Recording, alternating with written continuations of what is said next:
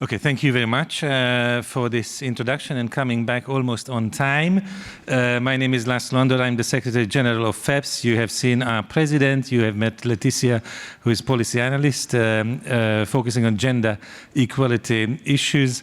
And indeed, as my colleagues all said, we are a proud supporter of the KORČULA school and absolutely committed to all the discussions that take place. We brought a number of publications. There are still a few outside at the entrance, and I am happy to take over the moderation of this fascinating discussion about politics, ideology, and social democracy in the region. As Dasha said at the end of the previous discussion, this is a continuing title, but we will move on. We will bring in more national perspectives, and also thematically we widen the discussion to new issues. Let me introduce the panelists who are sitting next to me. Romina Kuko, who is Deputy Minister of Interior from Albania and President of the City Board of Tirana, as well as International Secretary of the Socialist Party Albania. And we also have with us Siniša Hajdaš-Dončić, who is Vice President of the Social Democratic Party in Croatia and a member of the parliament, and on the top of that also chairs the Committee on International Affairs and Security. I'm correct. Thank you very much, both of you, to join in KORČULA, and we will have two further panelists coming through Zoom. They're not yet there. Oh, yes, maybe. Let's introduce them, and they will come in the second part of the panel discussion. Nerin Dizdar, who is Political Director and member of the Presidency of Bosnia and Herzegovina, and we will also have Pier Virgilio Dastoli, President of the European Movement in Italy. So we will bring together, again, a number of perspectives in the discussion. And without further ado, let me invite Romina Kuko to start the discussion. I think to each and every panelist, we can allocate about 8 to 10 minutes. And then we have a full round of presentations followed by the discussions between them, but also with the audience in the room. Romina, the floor is yours. Thank you. Thank you very much. Good morning to everybody. And thank you, first of all, for the invitation to participate into the KORČULA school. I want to thank Dasha. I want to thank all of you and the organizers. I see in the room a lot of colleagues and friends and brilliant minds. And I think that we are actually the real legions of democracy and progressiveness, because we see each other, we meet each other all the time and speak the truth. Actually, I don't want to repeat what Radmila and the other colleagues said before regarding the challenges that our region faces when it comes to the new realities that have come forward from the Russian aggression in Ukraine. I don't want to call it a conflict. But on the other hand, I think that all these challenges that we are looking now were lurking underneath, under the surface. They were not created by the aggression, but they were just came up under the surface. Because we know that our region is considered, unfortunately, as the weakest link in Europe. It has always been the region which has suffered the big destabilization. We had the big processes of East and West in the 90s, and unfortunately the Balkans was the one to suffer the repercussions and was the one to suffer the destabilization. And as it is a weak link of Europe, I want to admit, and we all know, that we are a resilient, let's say, a resilient people, and we always bounce back. So we always have bounced back by instability, conflicts, and destabilization. But we all believe, I assume, that now it's not the moment to bounce back, but it's the moment to progress. It's the moment to get out of the loop of falling and raising up, and it's the moment to catch up the train of democracy. I know that this is a progressive and a social democratic audience. And I want to say that even for us, it's a great task and responsibility. We had not been perfect. We have seen, for example, in the last decade, the decline of the classical left. We have seen the traditional classical parties in Greece, in Italy, in other places of Europe where percentages of the voters have gone down. So we had to reinvent ourselves. But while we are reinventing ourselves, the progressive agenda still goes on. We need cohesion, we need stability, we need social responsibility to be pushed forward. And we have seen that neoliberalism has served only to a segment of the society, but it hasn't served to the society as a whole. And while we are reinventing ourselves, the society is expecting for solutions to be given. So I think that it's a double responsibility, both as an ideology and a direction in the political realm, and still in the progressive policies that we will be able to exert by being able to properly govern. This was just the introduction when it comes to the political realm. But what I wanted to focus a little bit, because it's a gender-oriented school, and it's very important that we keep going the discussion, and nobody apart from the progressives can do that. It's about the gender agenda and the policies that we exert. I spoke about the conflicts and I spoke about the destabilization, and we know that when there is heavy security involved in any of the countries of the region, women are the first to suffer the repercussions of this destabilization. Because we know that their rights get diminished, they are totally not involved into the, into the negotiation of peace, and security and politics becomes only a matter of men. Not because men, I don't want to create this division between us and them, not because men want to do that, but because the structure of our societies is such that doesn't allow women to participate into peace. And what do I mean by that? How many women generals do you have in your countries, in the armed forces? How many women do you have in the high-ranking position of the police in the high forces? How many women judges and prosecutors? What's the percentage that we all have in our countries? And I can say, for example, for Albania, we have gone a long way. We do have a good percentage now compared to the past, but we are still very low. In the armed forces, we have an almost 10%. In the Albanian state police, we have an almost 14%, and the majority of them do not hold high upper positions. And here I want to tell an anecdote. It comes from the game of chess.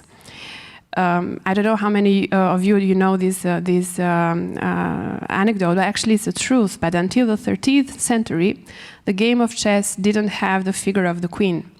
It was just a little, called the advisor, and the advisor was the weakest the figure in the chessboard. And funny enough, in Europe, after the rise of women in power, such as Elizabeth I, Mary Tudor, or Catherine of Aragon, it was required that the chess game changed. So that was the very moment where the queen was introduced in the chess game. And that was, it became the strongest figure in the game, and the game changed.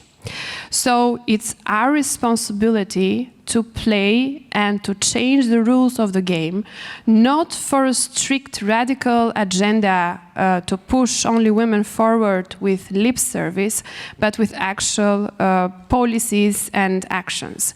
Because security cannot be understood without the 50% of the population, the 50% of the society, which is women. And I know very well that in order to change that, we have to change structures, we have to change policies, we have to change our institutions.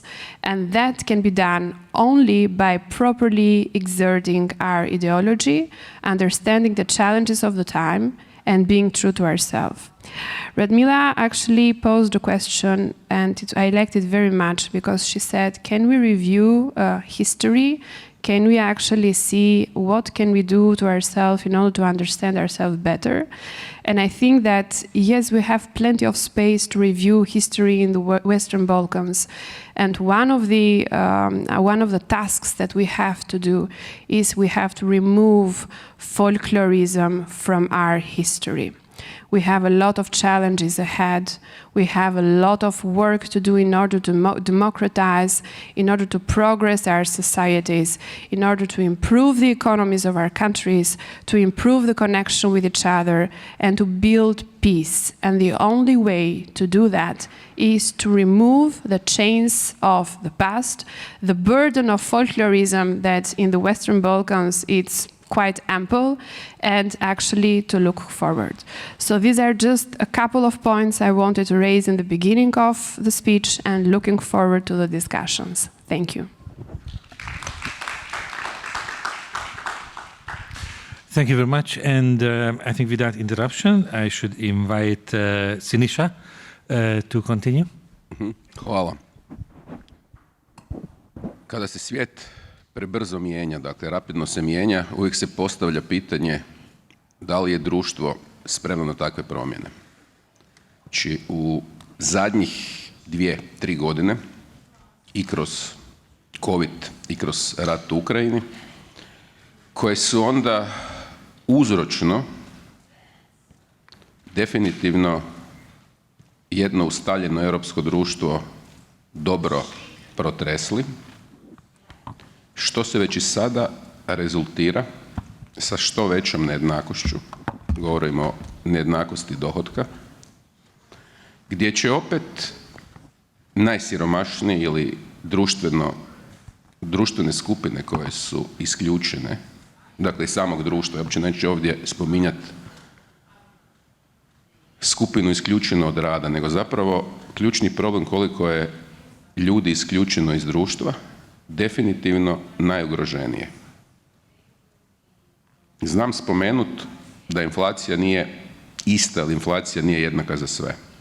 Što su i istraživanja Ekonomskog instituta zapravo dokazala i pokazala. Naravno da ljudi sa nižim dohotkom više troše na hranu, prijevoz, piće, a tu je nažalost situacija u cijeloj Europskoj uniji slična. Dakle, upravo su te cijene najviše rasle.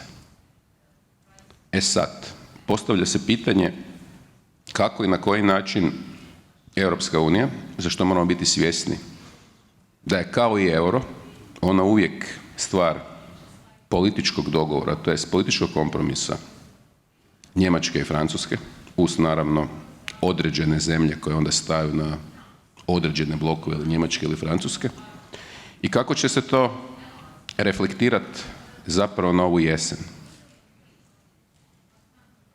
A Europa, Hrvatska, a još manje zemlje koje danas vi spominjete, definitivno nisu ni fiskalno, ni energetski spremne, dakle, za jedan od najvećih izazova ovog stoljeća.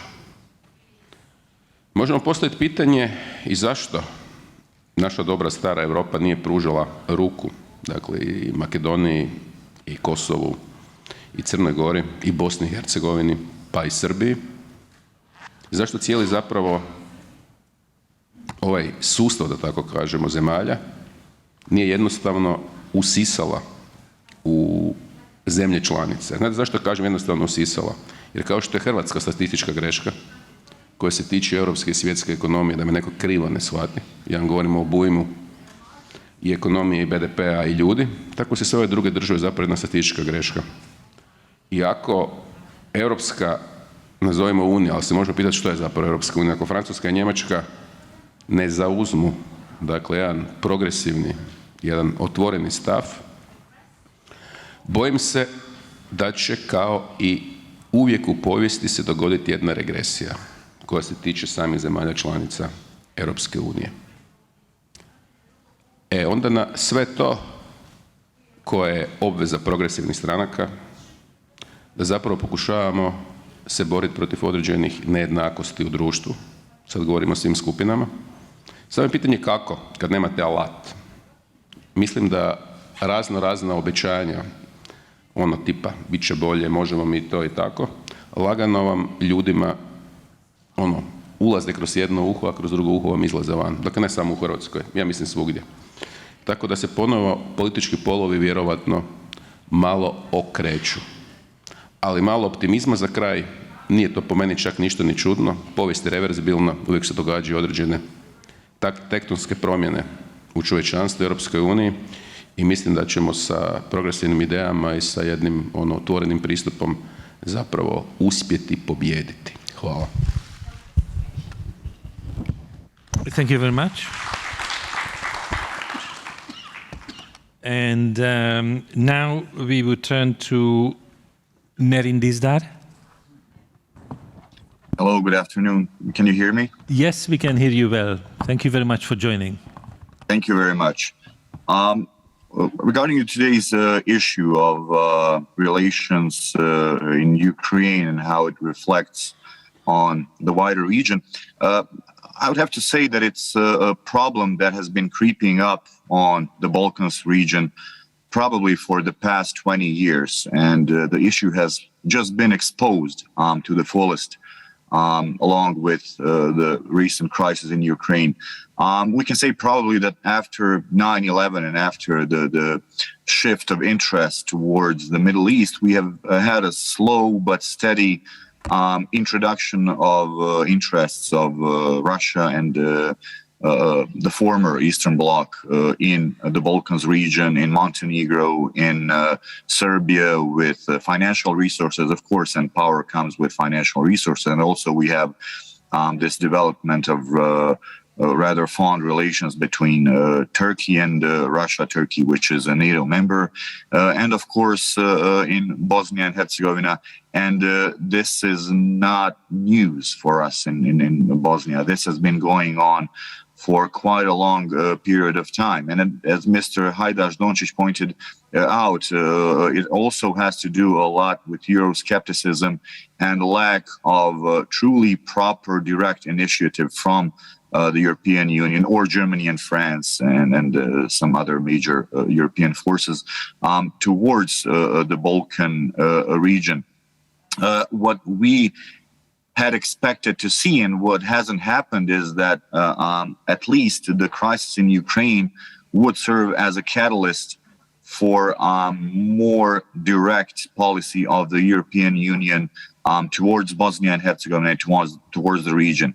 I have to remind you that we in Bosnia have the only statesman along with Lukashenko who openly supports Russian policy, denies Russian aggression in Ukraine as it is. And this man is Milorad Dodik. He is the member of the presidency of Bosnia and Herzegovina. So very anti-European views and very open support for Russian policies. We have threats from the Russian embassy on daily basis, practically, to the national authorities in Bosnia and Herzegovina that are colloquially said pro-Western or pro-European.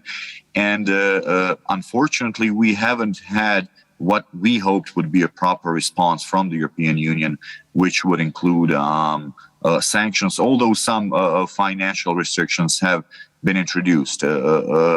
Just one example, we are the country in which several of the highest officials are blacklisted by the State Department of the United States. And this includes Milorad Dodik, who is the member of the presidency, Mr. Chavara, who is the vice president of Federation, and so on and so on, the advisor of Mr. Milorad Dodik, particularly because of their support for Russian policies, for participating in corruption, and so on and so on.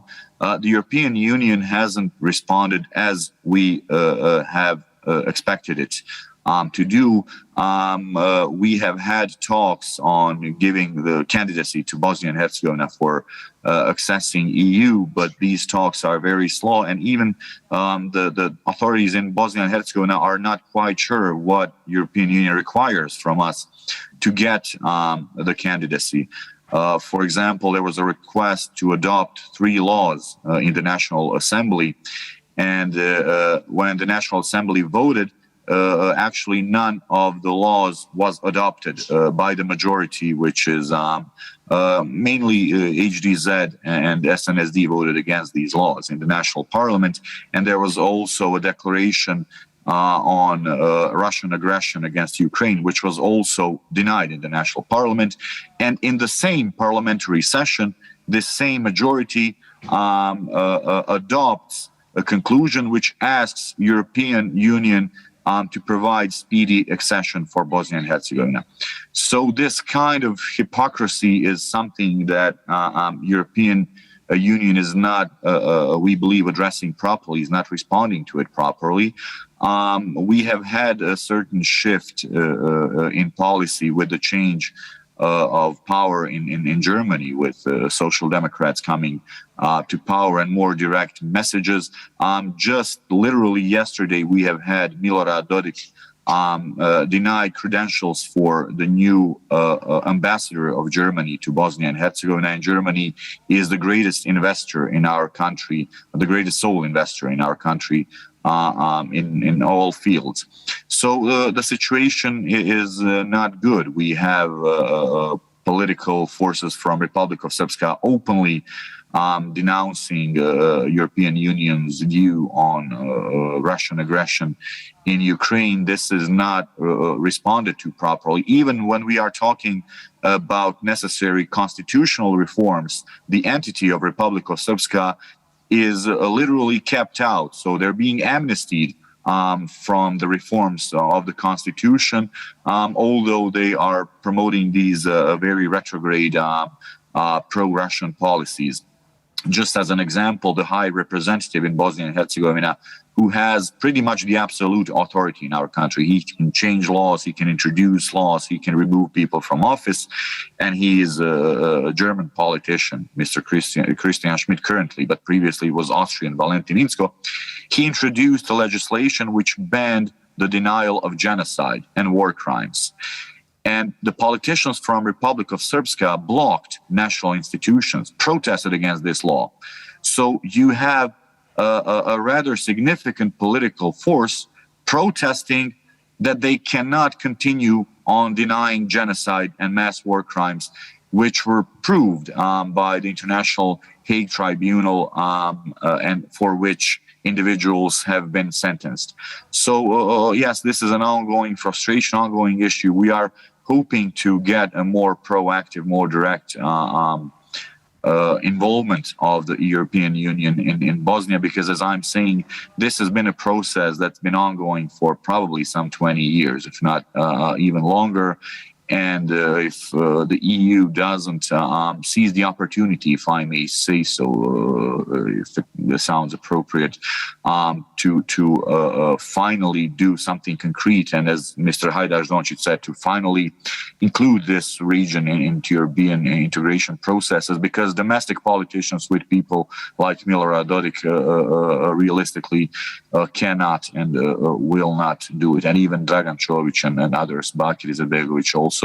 So yes, we need a greater push from the international community, and we are hoping for it. So I'll just stop here, and I'm open for any questions you might have. Thank you so much. We will indeed come to the questions in the next round, but in order to complete the circle after Albania, Croatia, Bosnia and Herzegovina, the fourth country where it's very difficult to represent a pro-European opinion today is Italy. Pier Virgilio D'Astoli, the floor is yours. Thank you very much.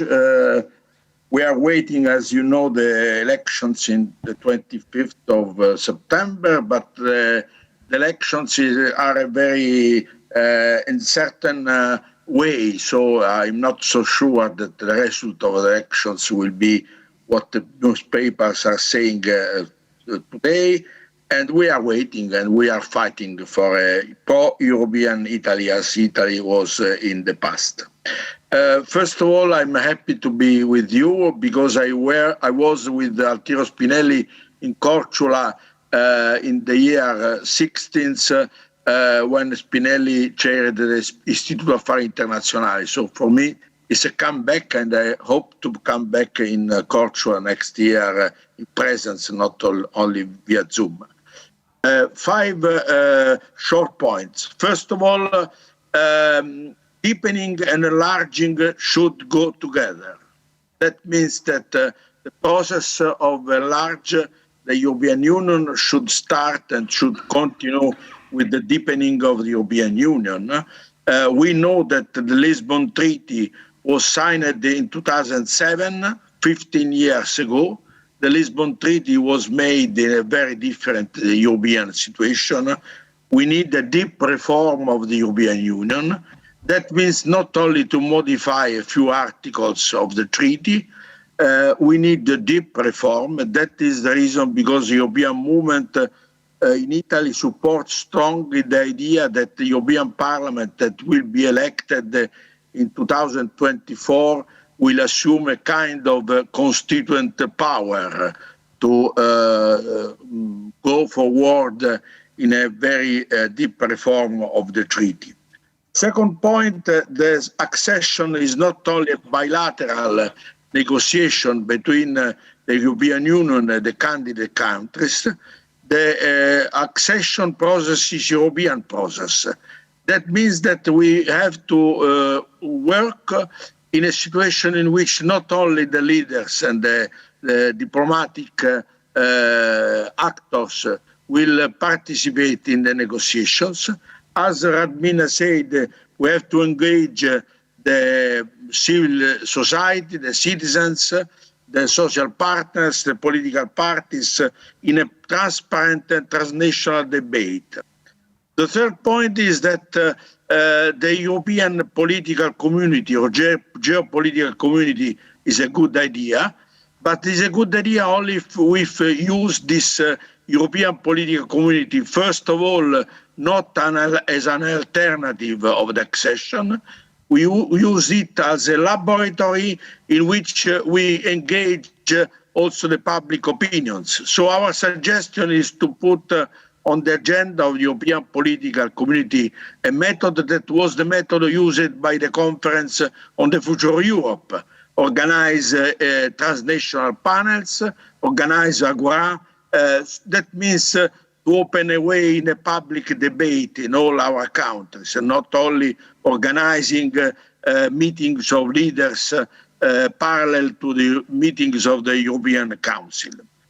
Fourth point, we think that as we suggested in the Convention of the Constitution, we have to elaborate a kind of international treaty that should be ratified by the national parliaments and by European Parliament before the accession, in which we have to put some European priorities. First of all, the European sovereignty.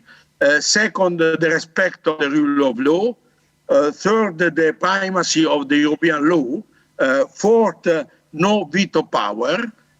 Fifth, the question that has been raised during the discussion, that means the social dimension, what Radmina said, the cohesion, social, political and economic cohesion. That means that we have to discuss about the possibility to elaborate a kind of a common treaty that should be a kind of text to put before the accession treaties that we have to be signed with the candidate countries. That are the 4 points that I think that we have to discuss together. And I think that the next year we have to dedicate our time to discuss about these points. That means, as I said at the beginning, deepening and enlarging together, because the two things should go together, because one is necessary with the other. And we can't enlarge the European Union without deepening the European Union, and we can't deepen the European Union without enlarging the European Union to the candidate countries. Thank you very much. Thank you very much. I think we have heard 4 very stimulating interventions. If I want to highlight one word which connects this panel with the previous one, it's the neglect, the problem of the neglect from the side of the European Union. And the speakers explore the variety of consequences of this neglect, which is, for example, the instability, whether we speak about deliberate destabilization by Russia-supported or pro-Russian various types of forces, or insufficient progress in terms of social inequality, in the field of social inequalities, whether we speak about gender inequality or income inequalities. I think we also heard about another aspect of the neglect that in this recent conference on the future of Europe, the questions of the enlargement and the Western Balkan region didn't come up very significantly as a major issue. At the same time, if there is any kind of follow-up, obviously we should make the effort to bring the question of enlargement to the center stage. At the same time, we also heard about a new initiative, which is called the European Political Community. And this certainly also deserves a discussion. Why? Because if the enlargement is stuck, as it seems to be, it doesn't matter whether for internal or external reasons, but for some reason it is stuck, then it might be a situation where various new initiatives can be brought forward or have to be brought forward. Whether this is the right initiative or not, or you have any other new initiative in mind, please feel free to put it into the discussion. So it's a first round. I would like to invite the 4 speakers, if they want to respond to each other on either of the issues that have been raised, and then we will open up for the audience. Would you like to respond to each other, Romina or Sinisha? No, I just have only a small comment regarding the European political community. It's actually it's an initiative which is not very clear, because it's just an A4 proposal that is discussed only once. I mean, officially, it's not something that we know exactly what does it pertain. So we have to be very careful into doing an echo chamber of something that we don't know the details about, because we don't want to commit to anything which is not fully elaborated. Having said that, we have first to clarify whether the European Political Committee will be an antagonist process of the integration process of our countries, meaning fulfilling the criteria, doing all the chapters. I know it sounds very bureaucratic, but we need to go through the exercise because we need standards, because the chapters need to improve the quality of our governance in the countries. The European Political Committee is a very good platform, because there we can participate into discussions which are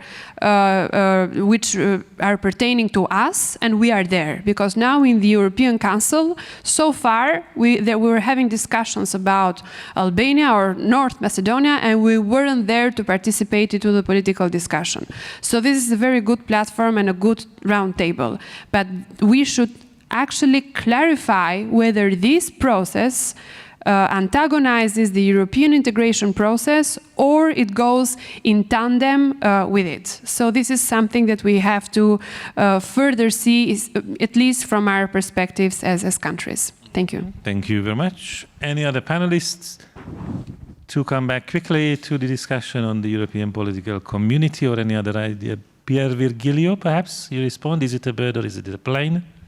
Yes, I agree. The European political community should be a public space to help the accession process. That is the reason because we are against the idea that the European European political community is not only a meeting of leaders. Our idea is that, as I said before, we use for the European political community the same method that we used for the Conference on the Future of Europe. Organize public debates at transnational level, not only at national level. that should be a kind of laboratory to help the accession process.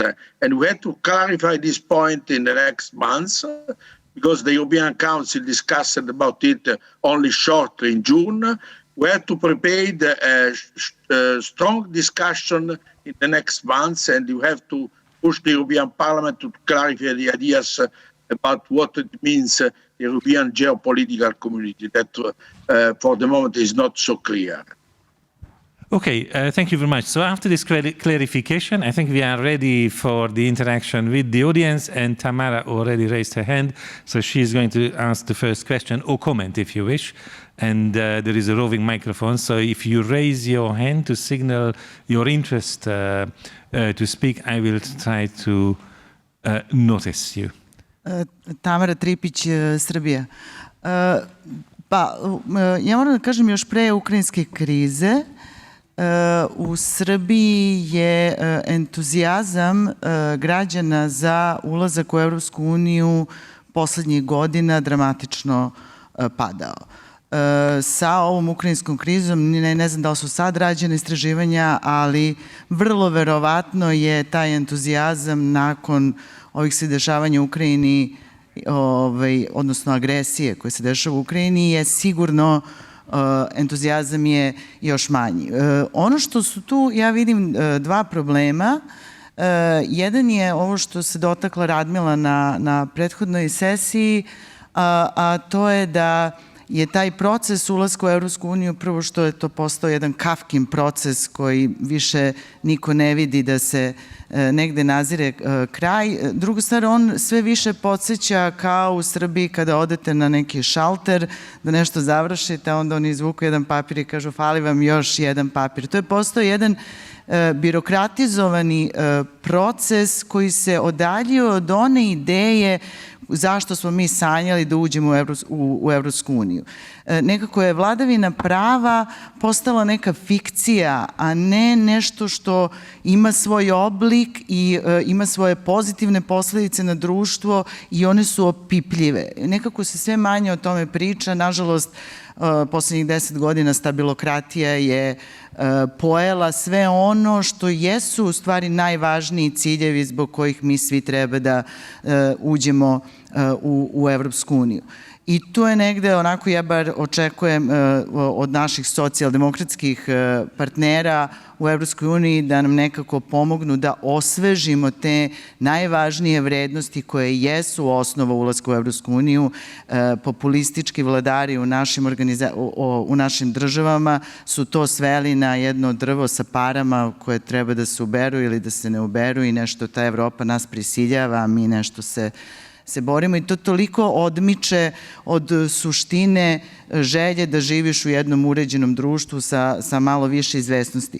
Ono što je drugi problem dugoročno i mislim da je to problem koji se vidi sad trenutno najviše u Srbiji, ali mislim da je problem koji jeste za celu Evropu, a to je da ovo nije vreme istine, ovo je vreme propagandi.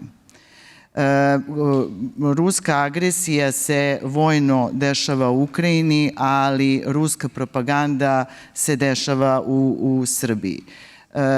U Srbiji je sigurno jedno 60% ljudi podržava rusku agresiju, ali je, kada pogledate vesti i informacije koje stižu i propagandu i ne postoji drugi izvor informacija. Nažalost, ono što ja sada vidim to je da vi u stvari u svim zemljama postoji to jedno pumpanje nacionalno koje zaista kao na početku 90-ih u Jugoslaviji može da zbog jednog opaljenog metka na nekoj svadbi dovede do nekih i ratnih konflikta.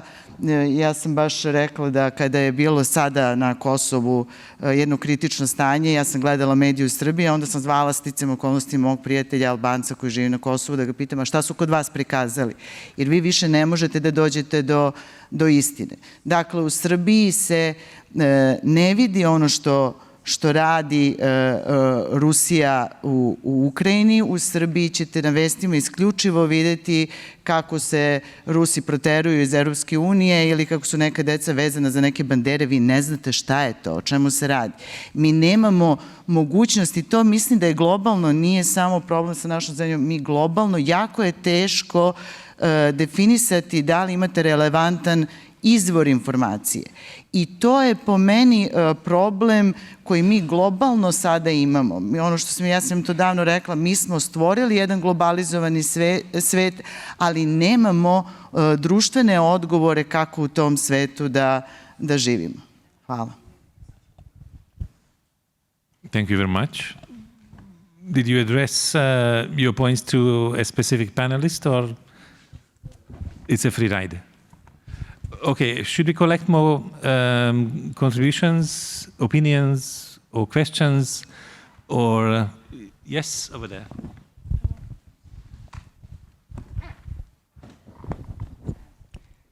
Pozdrav svima. Ja bih uputila, da kažem, pitanje ili moju dilemu gospodinu Nemiru, koji je u svom izlaganju rekao da za Evropsku uniju problem Zapadnog Balkana je vidljiv, naravno, u svjetlu ukrajinske krize. Također ste naveli da pregovori sa aspekta Bosne i Hercegovine dosta sporo teku i pomenuli ste licemjere od strane Evropske unije. Ja imam dilemu i pitanje, imajući u vidu da Sjeverna Makedonija je već, kao što smo čuli u izlaganju u prethodnoj sesiji, 17 godina već zemlja kandidat, također imajući u vidu da Crna Gora već duži vremenski period teži i stremi ka tom cilju. Molim vas za odgovor, pomozite mi, da li je Evropska unija pala na ispitu po pitanju zemalja Zapadnog Balkana? Mm-hmm. If no more questions immediately, then let's go back to Nerindisdar, who was Pia. Okay. Hoću krenuti ja ili should I start or do we have more questions? Okay. Hvala na pitanjima, pošto sam pitanja dobio na našem jeziku, daću i odgovore. Zaista ovo što ste pitali je od krucijalne važnosti. I da se vratim i na diskusiju kolegice iz Albanije, ono što je zajedničko za političke lidere u Bosni i Hercegovini na svim stranama, jer nažalost u Bosni i Hercegovini morate zbog ustavne strukture govoriti o 3 strane, jeste da su svi muškarci i da su svi imali značajne uloge u ratnim dešavanjima. Konkretno, svi su se obogatili u ratu. Dakle, to su ljudi kojim odgovara stanje haosa, kojim odgovara stanje bezakonja i koji u takvim okolnostima se bogate, razvijaju. Njima ne odgovara vladavina prava, njima ne odgovara sistem, jer pred sistemom moraju da odgovaraju i čine sve suštinski da šire euroskepticizam dok se formalno zalažu za pristupanje Evropskoj uniji. Tu sam govorio o licemjerju od strane domaćih političara.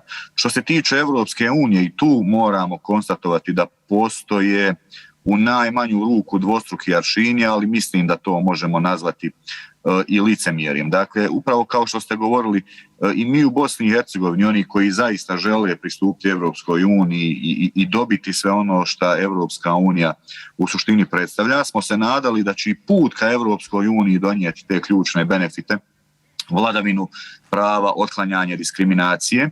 Po Ustavu Bosne i Hercegovine, primjer radi, presude Evropskog suda za ljudska prava su nadređene svakom drugom pravu, dakle imate obavezu da ih implementirate. Mi imamo 5 presuda Evropskog suda za ljudska prava koje su rekle da su 100.000 građana Bosne i Hercegovine diskriminisani, jer imamo sistem etničkog favoriziranja gdje samo ako ste na određenom teritoriju pripadnici određene etničke grupe možete biti birani u određena parlamentarna tijela, u predsjedništvo, sad da ne ulazim previše u komplikovan sistem, ali zaista ogroman broj stanovništva Bosne i Hercegovine je diskriminisan. Na neki način smo svi diskriminisani. Evo, u gradu iz kojeg ja dolazim imate segregaciju u školstvu gdje konkretno bošnjačka i hrvatska djeca idu u odvojene razrede gdje samo jedna djeca mogu ući u školu na glavni ulaz dok ostali ulaze na sporedni. Dakle, poput segregacije kako ste imali u Sjedinjenim Američkim Državama sredinom prošlog stoljeća ili recimo u Južnoj Africi. Kada smo očekivali od Europske unije da u ovom procesu pridruživanja insistira na otklanjanju ovih situacija, imate situaciju da dolaze visoki dužnosnici Europske unije i koji kažu pošto vi niste normalna država i za vas ćemo ponuditi neka rješenja koja nisu baš najnormalnija, da se plastično izrazim. Što je za nas veliko razočarenje, pa se onda ne insistira ni na provedbi presuda Europskog suda za ljudska prava, pa se onda ne insistira na dokidanju ovih oblika segregacije i diskriminacije, pa se toleriše politika Milorada Dodika zarad nekakve stabilnosti. A zamislite, mi smo sada u izbornoj kampanji, kad ovi učesnici rata ponovo promovišu te ratne politike i jednostavno dodaju benzin na vatru. Mi kao socijaldemokratska partija imamo plan od 180 stranica koji se bavi pristupanjem Europskoj uniji. Međutim, malo koga taj plan interesuje i naša rješenja. Ljude interesuje hoće li biti rata, hoće li doći do sukoba kakve ovi najavljuju. Održava se to stanje haosa gdje, nažalost, najviši dužnosnici Europske unije ne doprinose pronalaženju rješenja, nego pristaju na jedan diskriminatoran, destabilizirajući sistem i na neke izmjene koje su u suštini ono što mi kažemo šminkanje, ali bez istinskog traženja i nametanja onoga što su prave evropske vrijednosti, vrednovanja prava, dokidanje diskriminacije, jednakost svih građana i tako dalje. Thank you so much. Pia already has the mic. I have a question for Virgilio D'Astoli. Of course, I agree on your 4 points, Virgilio, but I'm particularly interested in the second one. You spoke and you hoped that the next European Parliament, which will be elected in 2024, will be given a sort of constituent power in order to make a true reform of European institution and architecture. I'd love this to happen, but if we think of the history of European institutions still now, even if the European Parliament has become in the years more and more powerful, in fact, at the moment, the European Parliament does not have the power of legislative initiative, which makes the European Parliament a peculiar parliament. How can you hope, and which way, in order to implement this great project of a constituent power to the European Parliament? I'd love to, but I feel a bit uncertain about this possibility. Thank you. Yeah, thank you very much. You remember that in the first legislature of the European Parliament, the Parliament decided to open the way to a deep reform of the treaty, or the treaties of Rome, following the method suggested by Altiero Spinelli.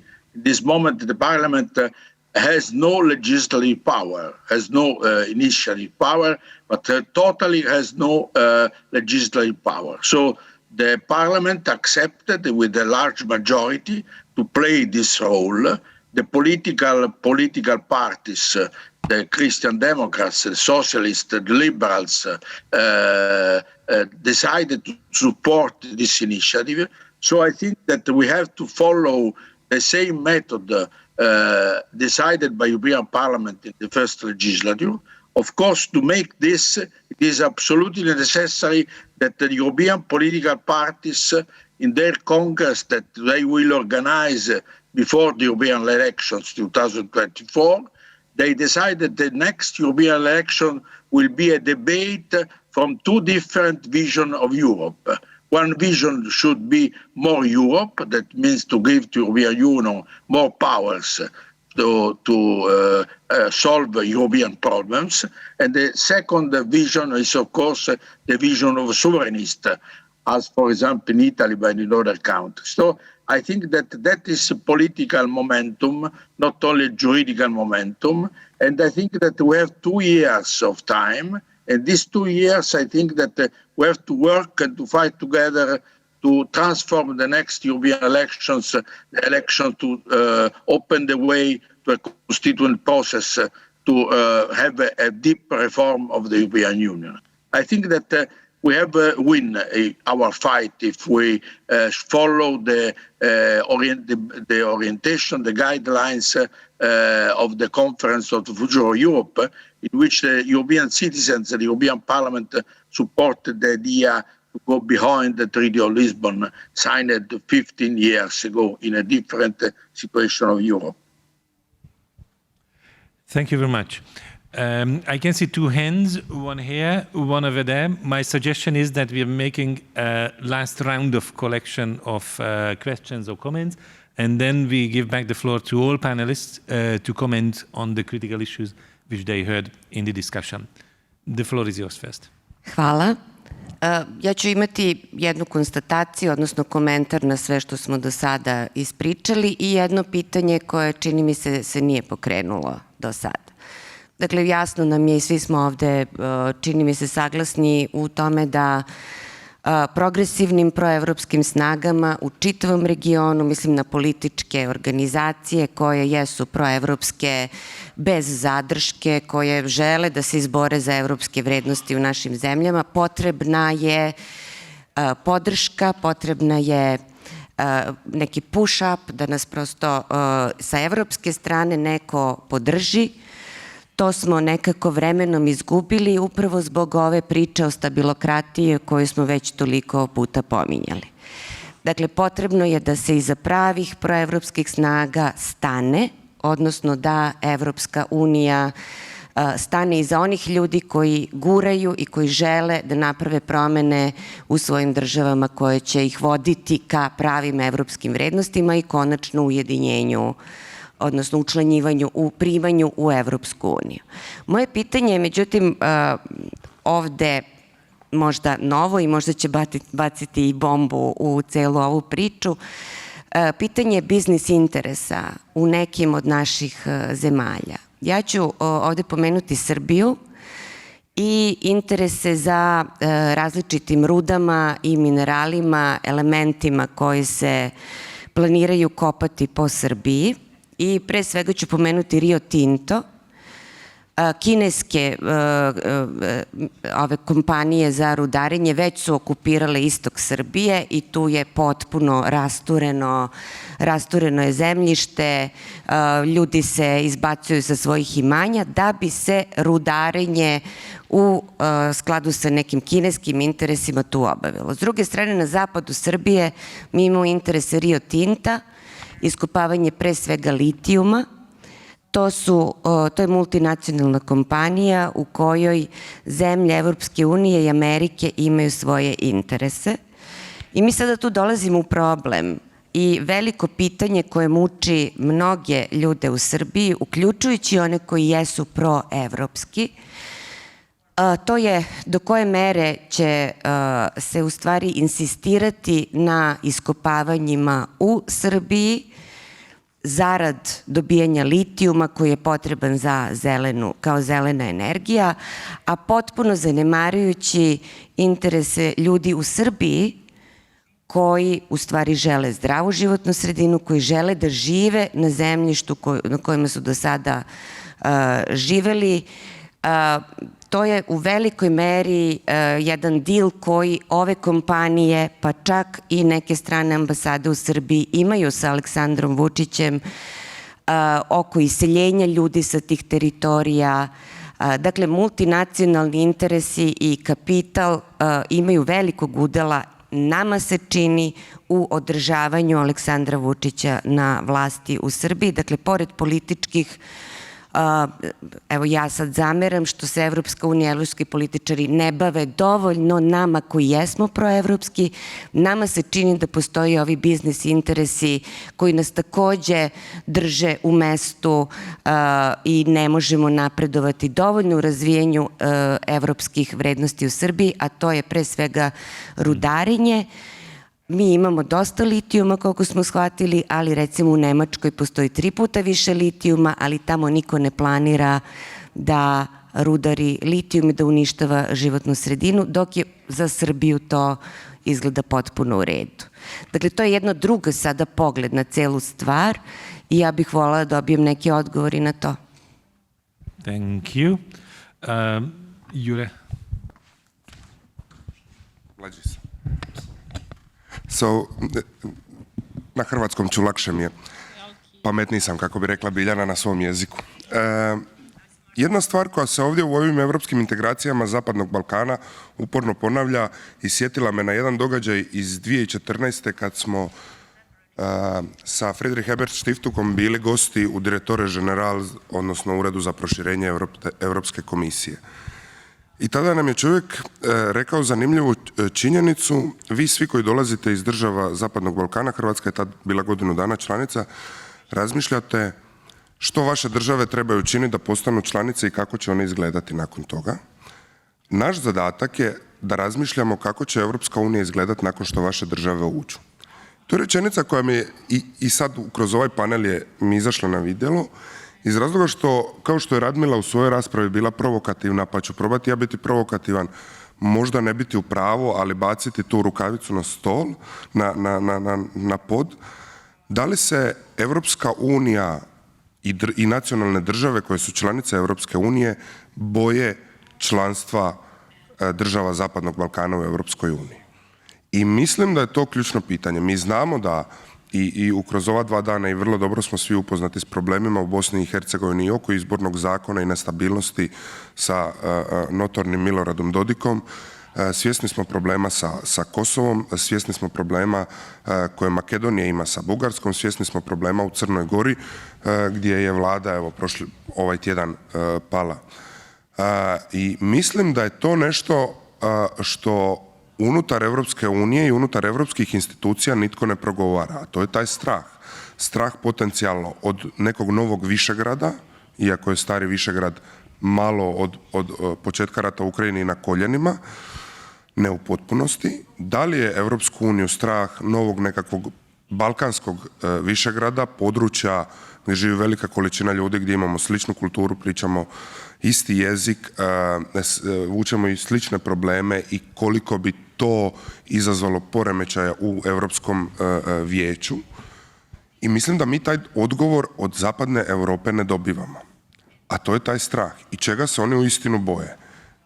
Mi imamo primjere država članica koje imaju pa i neke gore probleme unutar, uvijek uzimamo tu nesretnu Mađarsku za primjer, ali uzmimo i jedan Cipar koji je članica Europske unije, koji ima neriješenih problema sa granicom, koji ima, kako ko gleda, okupirani teritorij, a ovdje ćemo blokirati države članice radi puno manjih problema, dok je država članica Europske unije ima stravičnih neriješenih problema i funkcionira unutar i europskih institucija i svega. I mislim da napokon trebamo početi adresirati strah zapadne Europe od Balkana i mislim da otud proizlazi taj nekad patronizirajući odnos zapadne Europe prema Balkanu. Eto, ovo je moj komentar, pa ako ko ima što dodati. Okay, it was a very interesting comment. If I want to be polarizing, I say that 2 EU and 2 non-EU countries are represented in the panel, so panelists are welcome to comment on this latest question from either side, but also on lithium mining. If anyone feels competent, feel free to make any points, and this should be the last round because I think we are approaching the lunch time as well. Should we go in the same order as we started? Would you like to start? First, you would favor the EU countries coming forward first. Okay, an EU country, Croatia. Europska zajednica za čelik i ugljen i prvi naziv Europske unije koji se zvala Europska ekonomska zajednica vam odgovara na vaše pitanje. Vrlo jednostavno.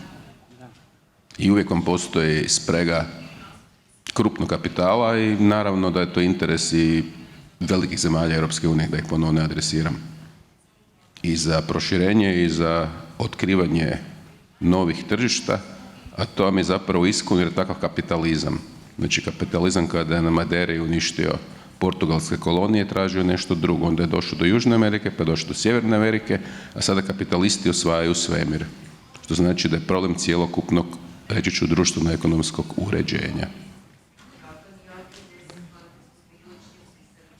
Budućnost Srbije? Ja vam nažalost ne mogu dati odgovor na to pitanje. Koja je budućnost Srbije? Dakle, rasprave od osnivanja Europske unije se zapravo svode na to more or less of Europe. Više ili manje Europe. I to će vam biti diskusija i sljedećih, vjerojatno cijelu dekadu. A osobito kad jesen dođe, a imam osjećaj, što možda malo grozno zvuči, da smo se svi mi, dakle, počeli ponašati ko žabe u loncu. Dakle, više uopće nije pitanje koliko vas košta energent, nego zapravo samo da ga imaš. Znači, lagano kuhanje. Mali pesimizam, ali to je, nažalost, tako. And now it's non-EU country or EU country.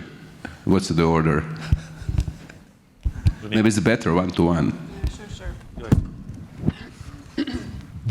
I just want to react a little bit on the provocative question or comment on the EU being afraid to accept the Western Balkans. And this is, we cannot speak for the sentiments or the reasons behind, especially a supranational organization which is made up of countries and individuals. But what we can actually agree is that the EU has never considered the Western Balkans as part of the European identity. And I think that this is a discussion that we have to make very strongly because we have other elephants in the room when it comes to the diversity that the Western Balkans entails in terms of religion, in terms of culture, in terms of history. And this is an open discussion that should definitely happen frankly and openly, and we don't have to hear them or listen to them in corridors, in closed meetings, and so forth.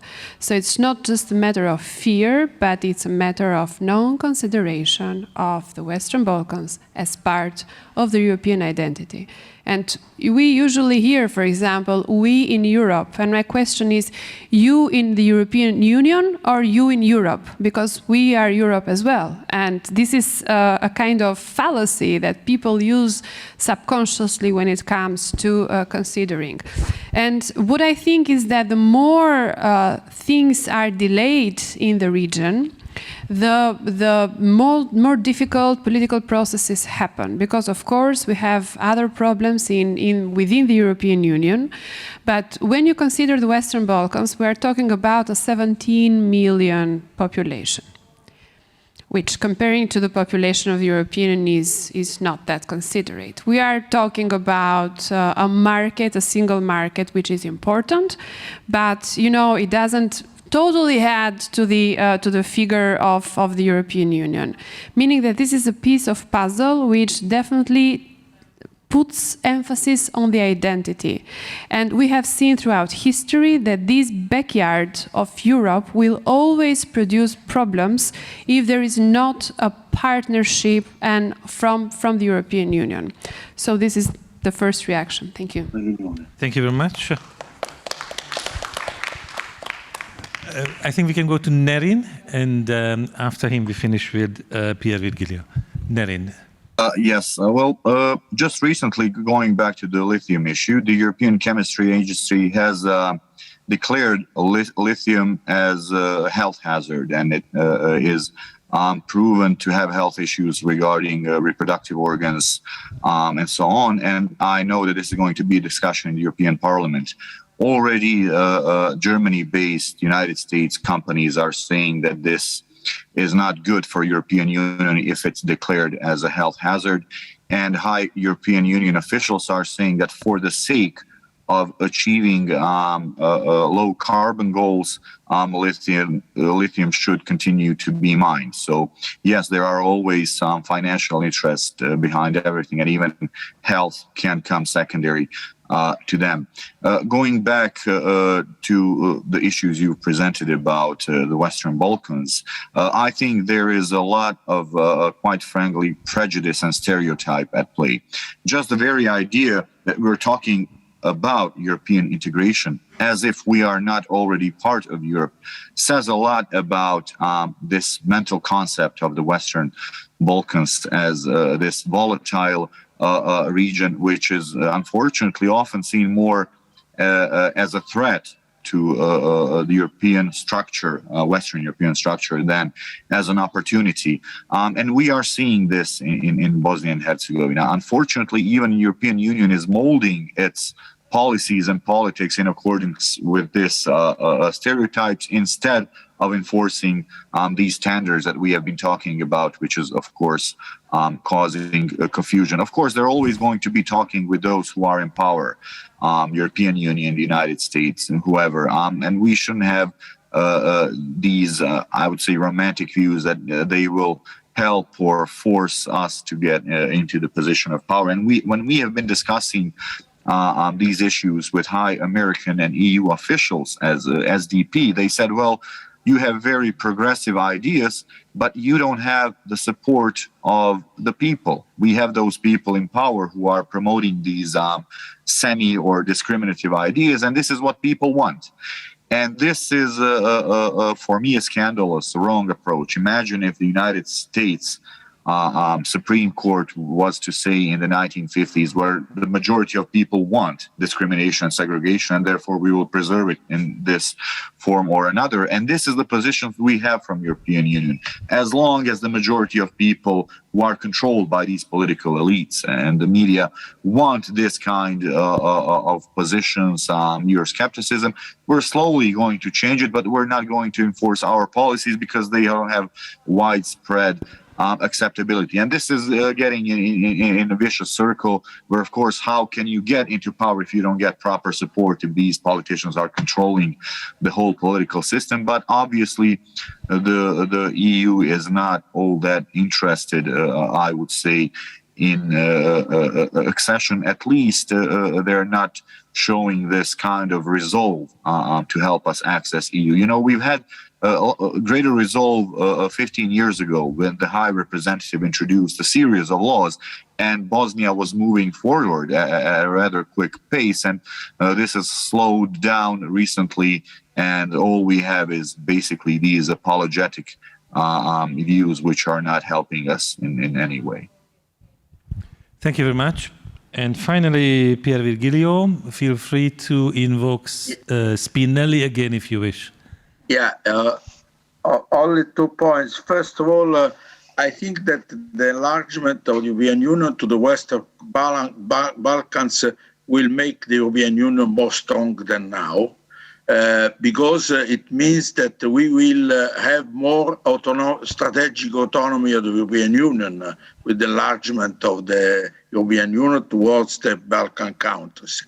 And the second point, because European Union will be more strong, is that the enlargement will mean that we have to reform the Union. The only way to reform the Union is to open the way to the enlargement of the Union. That are the two reasons, because I'm not fear about enlargement to the Western Balkans. On the contrary, we as European movement, we support strongly this process of the enlargement. I think that we have to open the way because they are Europeans as the other countries, European Union. So support strongly this process. Thank you so much. Dear friends, this brings us to the end of this morning session, and I would like to thank all the panelists, those in presence, those coming through Zoom, for the very stimulating insight they shared. I would like to sum up in 3 points. Number one, that we need to use the dialogue internationally to combat stereotypes, especially the negative stereotypes, and highlight opportunities and the potential of this region. The second, that we need to prepare always for the next round of the European debate. Now is the next European Parliament election in order to promote the progressive solutions also in this region, but also to prepare the European Union itself for the capacity to enlarge. And last but not least, irrespective of the state of EU enlargement, there is always something to do. There is always something to bring forward, whether it is new investment, regulation, or a new form of cooperation between countries in this region and other regions. So let's also look into the practicalities and not only the continental architecture, which sometimes is more difficult than we would believe. Thanks so much for the attention, speakers, audience, as well as the interpreters. Bon appetit for the lunch. Thank you.